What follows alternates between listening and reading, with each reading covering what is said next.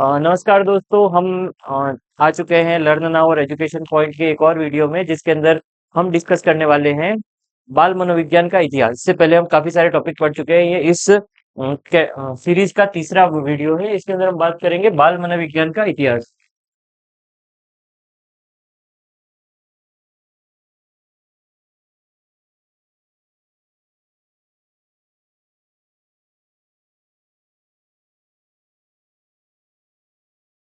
अच्छा, बाल मनोविज्ञान का इतिहास क्या होता है?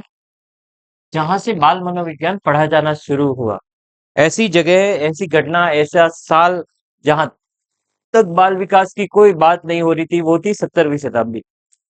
सॉरी, 17वीं शताब्दी तक किसी प्रकार का कोई भी बाल बालकों को इतना इम्पोर्टेंस दिया ही नहीं जा रहा था। सॉरी, मार्कर थोड़ा कम चल रहा है, हम किसी और कलर का मार्कर यूज करेंगे। हम्म तो बालक को ऐसे इग्नोर करके रखा था पढ़ाई के मामले में, क्योंकि इससे पहले पढ़ाई भी इतनी ज्यादा लोग करते नहीं थे। जिन लोगों के पास अच्छी नॉवेल्स थी या फिर क्या कहते हैं वो पढ़ लेते थे, या जिनके पास बहुत ज्यादा पैसे थे, वही लोग पढ़ पाते थे। पढ़ाई बहुत कम लोगों तक थी। तो उसके बाद क्या होता है, ज्यादातर लोगों के पास बुक प्रिंटिंग होने लगी, और ये गुटेनबर्ग वगैरह में तो बुक्स जैसे जैसे छपने लगी, तो पढ़ाई ऐसे है कि जो सबसे एलिट क्लास के पास थी, वहां से उठ के धीरे धीरे सारे लोगों तक पहुंचने लगे। तो उसके बाद क्या है, अब तक तो किताबें सिर्फ उन लोगों के लिए लिखी जा रही थी जो इंटेलेक्चुअल्स थे, जो एलिट क्लास है, वही पढ़ पा रही थी। पर उसके बाद धीरे धीरे क्या है, सब लोग पढ़ पाते हैं। तो इसके बारे में बात होती है। अब क्या है, 17वीं शताब्दी तक स्टार डाल के लिखते रहिए आप तो। यस, हमारा मार्कर वापस आ चुका है, ब्लू। एक स्टार बनाइए और लिखिए 17वीं शताब्दी तक बाल बाल अध्ययन पर किसी प्रकार का कोई भी जोर नहीं था।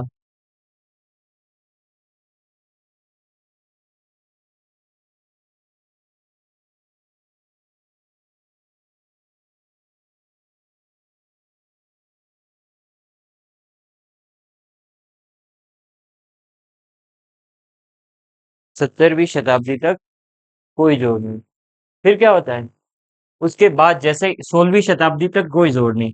और जैसे ही 17वीं शताब्दी शुरू होती है, 17वीं शताब्दी में कुछ एक साल निकलते हैं, एक आदमी आता है जे ए कॉमेनियस नाम से। वो क्या करता है, इटली का होता है।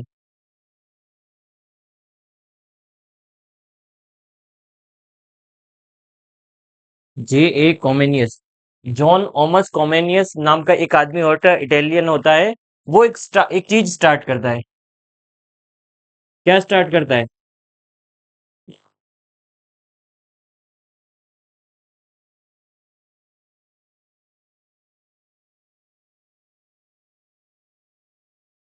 इस चीज को क्या कहते हैं, स्कूल ऑफ इन्फेंसी।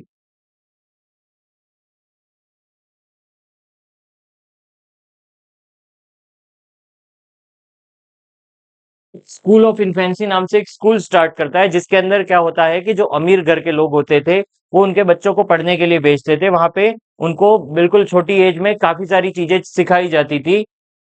तो ये क्या था, सारे लोगों के लिए अवेलेबल नहीं था। ये सिर्फ जो अमीर लोग थे, सिर्फ उन लोगों के पास ये सुविधा होती थी कि वो उनके बच्चों को पढ़ने के लिए भेजे। तो इसका प्रयोग जो थे, वो केवल धनी लोग कर पा रहे थे। केवल धनी लोग ही इसका उपयोग कर पा रहे थे। उसके अलावा जे ए कॉमिनियस एक बुक लिखते हैं, जिसका नाम था ऑर्बिक विक्टस।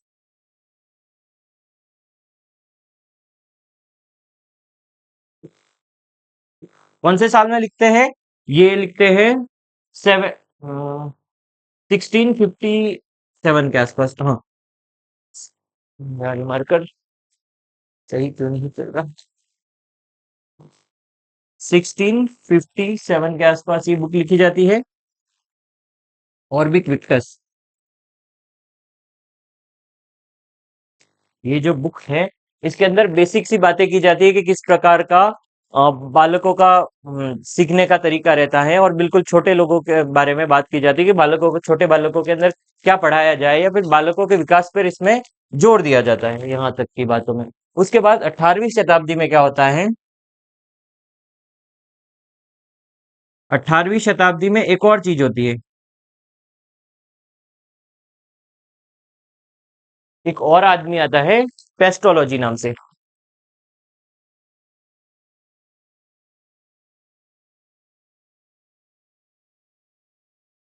एस्ट्रोलॉजी जो होता है वो आदमी क्या करता है, अपने ही पुत्र के ऊपर अध्ययन स्टार्ट करता है। इसके पुत्र की उम्र होती है 2.5 साल का, उसका जो बेटा होता है उसके ऊपर ये अध्ययन स्टार्ट कर देता है। किस प्रकार का अध्ययन? एक वैज्ञानिक स्तर से स्टार्ट किया गया एक अध्ययन स्टार्ट करता है, उसके बाद एक बुक लिखता है।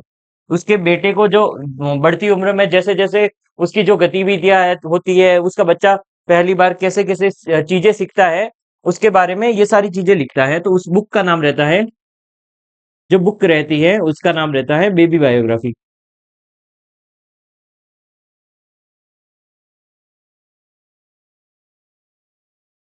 बेबी बायोग्राफी नाम की एक बुक लिखी जाती है। उसके अंदर क्या होता है, 3.5 साल का बालक होता है। खैर, पहले ही सही बोला था, बाद में गलत बोला गया था मुझसे। तो 3.5 साल का जो बालक होता है उसके ऊपर जो अध्ययन करता है वो एक वैज्ञानिक अध्ययन होता है। पेस्ट्रोलॉजी के अंदर जो ये बेबी बायोग्राफी नाम की जो बुक होती है, उसके अंदर जो अध्ययन होता है उसको बोलते हैं बेबी बायोग्राफी का अध्ययन है, वो वैज्ञानिक अध्ययन है।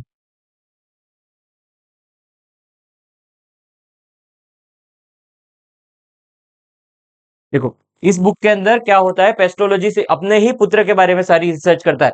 किसी और जगह पे इसका क्या सोर्स वगैरह नहीं होता है। इसका सोर्स होता है एक जीता जागता बालक, जहां से उसको रियल डेटा मिल रहा है। वो समझ पा रहा है कि एक बालक कहाँ से सीखता है, किस प्रकार की इसकी गतिविधियां होते हैं, ये सारी चीजें समझता है। उसके बाद क्या होता है, 19वीं शताब्दी में तो जैसे कि एक आंदोलन ही शुरू हो जाता है। 19वीं शताब्दी में तो जैसे एक आंदोलन ही शुरू हो जाता है। कहाँ पे शुरू होता है वैसे ये आंदोलन? आंदोलन शुरू होता है अमेरिका में, जहां पे आज तक कोई बालकों के बारे में बात ही नहीं कर रहा था। तो यूएसए में तो एक प्रकार का आंदोलन शुरू हो जाता है, जहां पे अब तक जिस बारे में बात ही नहीं कर रहा था कोई, वहां पे अमेरिका में बहुत सारे लोग एक साथ से बालकों के अध्ययन पे लग जाते हैं। तो क्या है, बाल अध्ययन का आंदोलन शुरू हो जाता है। उसका आधिकारिक रूप से कोई नाम नहीं दिया जाएगा कि बालक का बाल अध्ययन का आंदोलन, पर इसको बेशक कहा इस प्रकार से जाएगा, क्योंकि वहां से शुरू हो जाती है। उसके बाद एक के बाद एक के बाद एक नए मनोवैज्ञानिक आते रहते हैं और इसी प्रकार की रिसर्च करते रहते हैं। तो बाल मनोविज्ञान,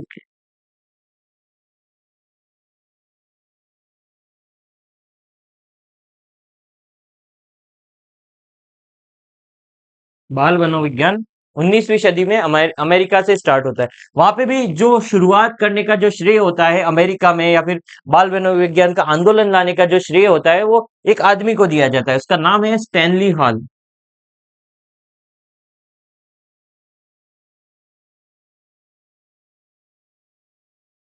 स्टैनली हॉल जो होते हैं, वो क्या करते हैं, शुरू करते हैं एक आंदोलन, जिसमें अमेरिका में जो अलग अलग प्रकार के बालक हैं उनके ऊपर अध्ययन करना शुरू करते हैं। उसके बाद कई सारे और लोग भी रिसर्च करना स्टार्ट करते हैं, पर जो शुरुआत करते हैं अमेरिका में बाल मनोविज्ञान की, उसका नाम है स्टैनली हॉल। इस प्रकार का ये प्रश्न पूछा भी जा सकता है। इस जो हमारी छोटी सी स्लाइड है जिसके अंदर 3 या 4 पॉइंट्स बने हुए हैं, लगभग ये सारे ही क्वेश्चन अलग अलग परीक्षाओं में पूछे जा चुके हैं। तो इसके बारे में आप एक तो स्क्रीनशॉट ले लीजिए।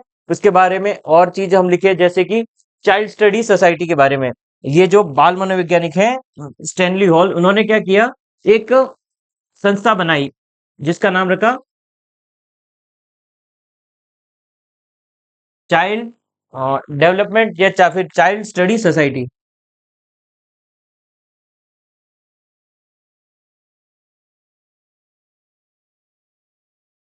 ठीक है, चाइल्ड चाइल्ड स्टडी सोसाइटी, या फिर इसको कहेंगे बाल अध्ययन समिति।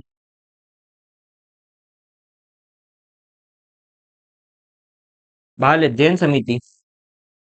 अगर ये हिंदी में आ जाए तो भी आपको सही करना है, इंग्लिश में आ जाए तो भी सही करना है।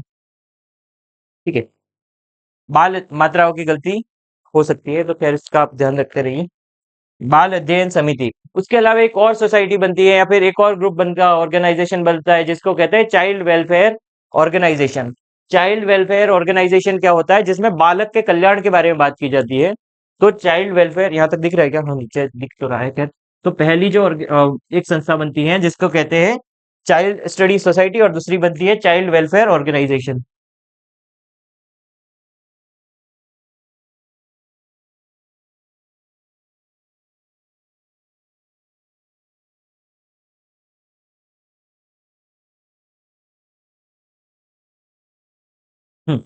चाइल्ड वेलफेयर ऑर्गेनाइजेशन, ये जो होती है इसको कहेंगे बाल कल्याण बाल कल्याण संस्थान कहा जाएगा इसको।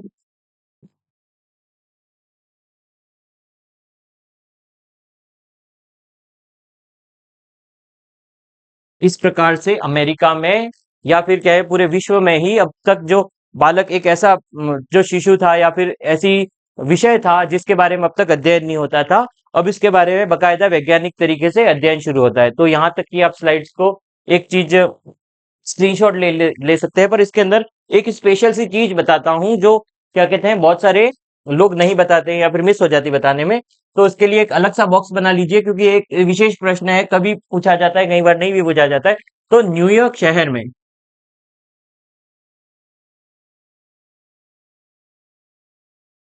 न्यूयॉर्क शहर के अंदर क्या करते हैं, एक बाल सुधार गृह बनाते हैं। कब? 1887 में एक बाल सुधार गृह का निर्माण होता है।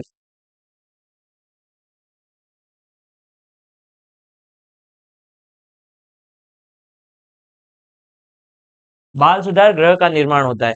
यहाँ पे किस प्रकार के प्रवृत्ति के लोगों को लाया? बेशक ये आपको कहा जा रहा है सुधार गृह है, तो जिसमें यहाँ पे जिनके अंदर आपराधिक गतिविधियां देखी जा रही है, तो इस प्रकार के जो बाल सुधार गृह था उसके अंदर आपराधिक गतिविधियों से जुड़े हुए लोगों को लाया जा रहा था, या फिर आपराधिक गतिविधियों में संलिप्त जिस प्रकार के बालक थे उनको लाया जा रहा था। तो यहाँ पे किसको लाया जा रहा था? अपराधियों को, आपराधिक गतिविधियों वाले बालकों को। मैं यहाँ पे सिर्फ अपराधी लिख रहा हूँ, आप इसको अपने हिसाब से एक बॉक्स को सही करिए ना।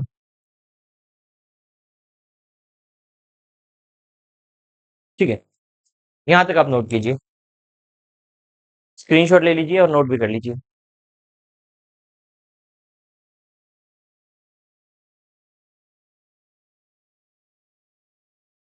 जी हाँ, तो हम वापस आ गए हैं। इसके अंदर एक छोटा सा पॉइंट रह गया है, इसके बाद हम अगला टॉपिक भी शुरू करने वाले हैं।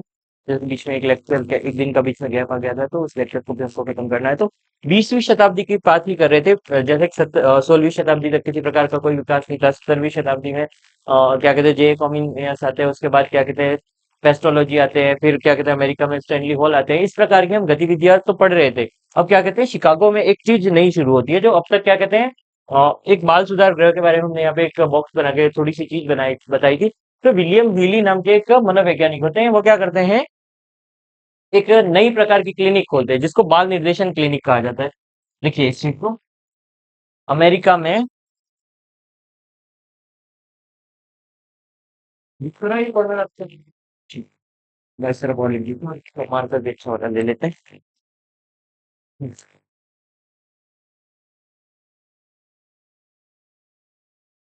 अमेरिका को आप यूएसए भी लिखिए। अमेरिका में एक शिकागो नाम का शहर है, काफी बड़ा है। वहां पे क्या होता है, बाल निर्देशन क्लिनिक नाम से एक क्लिनिक स्टार्ट होता है।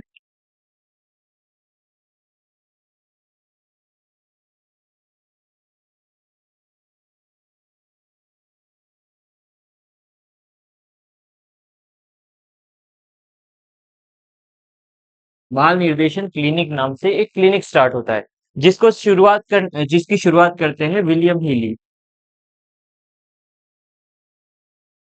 विलियम हीली इसकी शुरुआत करते हैं। उसके बाद क्या होता है यहाँ पे, अब तक तो हमको सर जहाँ पे मार्केट में देखते हैं या फिर इंटरनेट पे देखते हैं या फिर आज तक हम जितनी सारी पढ़ाई करते हैं जिसमें हमने बाल निर्देशन क्लिनिक जैसा शब्द कभी सुना नहीं है, क्योंकि धीरे धीरे करके ये चीज गायब हो गई और स्कूलों और कॉलेजेस में इसको क्या कहते हैं एज अ करियर डे के रूप में मनाना शुरू कर दिया। इसका कोई अलग से अस्तित्व बचा नहीं है ना।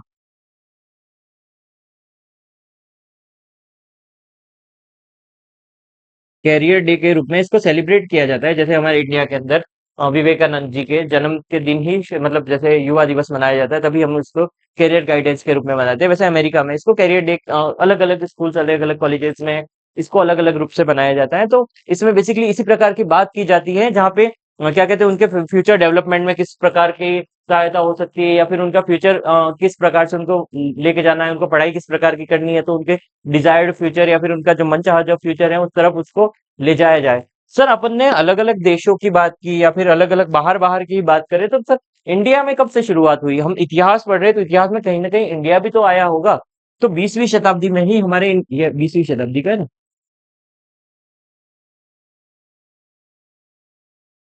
20वीं शताब्दी के अंदर ही हमारे इंडिया में भी शुरुआत हो जाती है। 20वीं शताब्दी में ही इंडिया में शुरुआत हो जाती है। नाम होता है उनका ताराबाई मोडेक।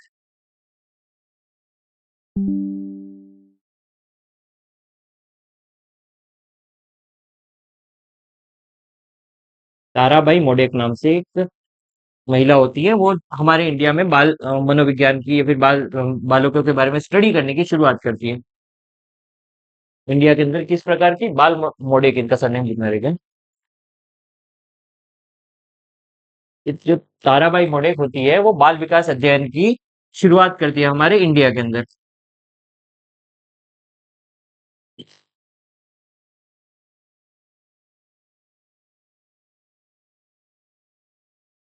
चलिए जी। तो हमारा सेशन यहाँ तक खत्म होता है, यहाँ पे हमको रोकना पड़ेगा इस सेशन को। आगे का सेशन में हम, क्योंकि इस सेशन को यहाँ से ब्रेक करने में हमारा बेनिफिट ये है कि आगे का जो सेशन है, जब भी आप कभी हमारी वीडियोस को वापस निकाल के देखेंगे तो क्या कहते हैं, अगला क्या बोलते हैं इसको, अभिवृद्धि और विकास की जो परिकल्पनाएं हैं, किस प्रकार से वृद्धि और विकास दो अलग अलग चीजें हैं, तो उसको बहुत अच्छे से समझ पाए, इसलिए हम इसी वीडियो को यहीं पे खत्म करते हैं। और क्या कहते हैं, बीच में हमारे एक दिन का ब्रेक भी हो गया था, लेक्चर अपलोड भी नहीं हुआ था ढंग से, तो इसका भी हम क्या कहते हैं हर्जाना आपको मिल जाएगा। तो यही चीज है। थैंक यू सो मच इस वीडियो को यहाँ तक देखने के लिए, और आगे की वीडियो में जुड़े रहिए। धन्यवाद।